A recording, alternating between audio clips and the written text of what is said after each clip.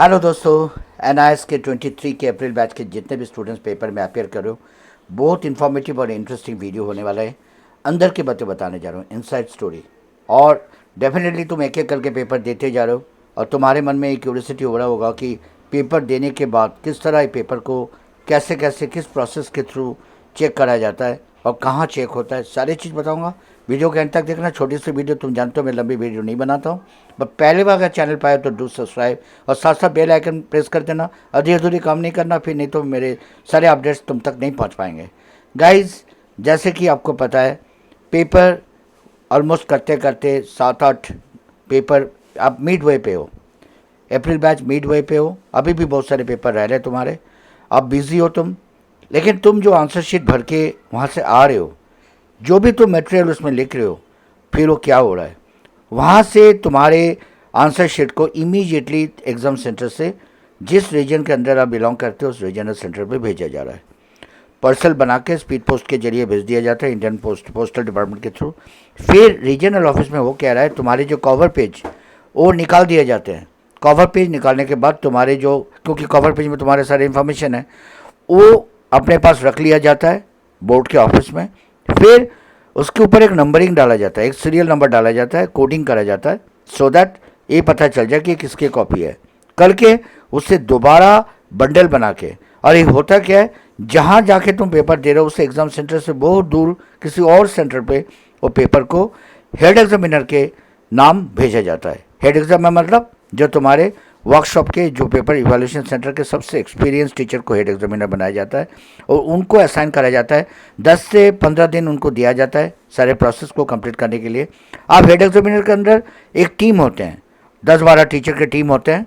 ये जितने भी टीचर्स होते हैं सब एक्सपीरियंस टीचर होते हैं, सब्जेक्ट एक्सपर्ट होते हैं। जिस सब्जेक्ट के भी पेपर चेक होता है उसके सब्जेक्ट के जितने भी दिग्गज टीचर है उनको बुलाया जाता है, एक्सपीरियंस टीचर को।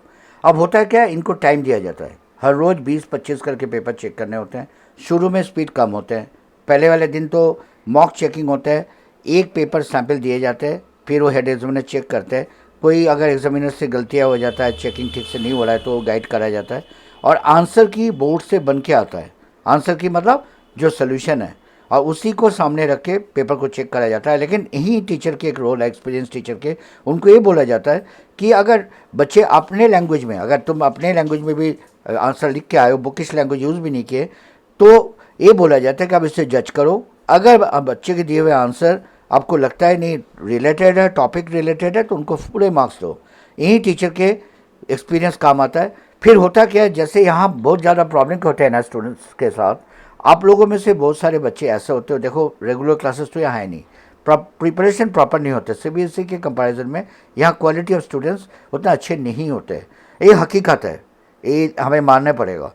अब टीचर को बहुत मशक्क़त करने होता है बीच बीच में कि भाई कैसे इस बच्चे को पास कराया जाए। ऐसा भी सिचुएशन आ जाता है, 2-3 बार हेड एग्जामिनर से बात कराया जाता है, दिखाया जाता है कि हाँ मार्क्स दिया जाए। इवन एग्जामिनर को कई बार पता ही नहीं होता है, एग्जामिनर चेक करके मानो किसी को पासिंग मार्क्स से 4-5 नंबर नीचे रह गए। हेड एग्जामिनर, अच्छे हेड एग्जामिनर करते क्या, इवन बोर्ड से भी इंस्ट्रक्शन होता है कि आप जितना बच्चे हो सके पास कराओ। एच ही करता क्या, उस पर्टिकुलर पेपर को, ज़्यादातर ऐसे पेपर को देखते हैं जिनको अगर कहीं मौका मिल जाए तो मार्क्स दिया जाता है। इसी चलते मैं बार बार कहता हूँ कि जो जो पेपर दे रहे हो वहाँ कुछ ना कुछ लिख के आओ, और टॉपिक रिलेटेड जितना भी नॉलेज है तुम्हारे, क्योंकि उनको भी मार्क्स देने के लिए मौका चाहिए। अब मानो तुम ब्लैंक शीट दे के आए हो, या तुमने बकवास कराए हो, क्वेश्चन को रिपीट कराए हो, या कोई लेटर वेटर लिख के आ गए हो कि मेरे को पास करा देना, मैं बीमार था या मेरे फैमिली के साथ ये प्रॉब्लम है, कोई फ़ायदा नहीं। ये सब काम से तुम एक्चुअली तुम्हारे पैरों पे कुल्हाड़ी मार रहे हो।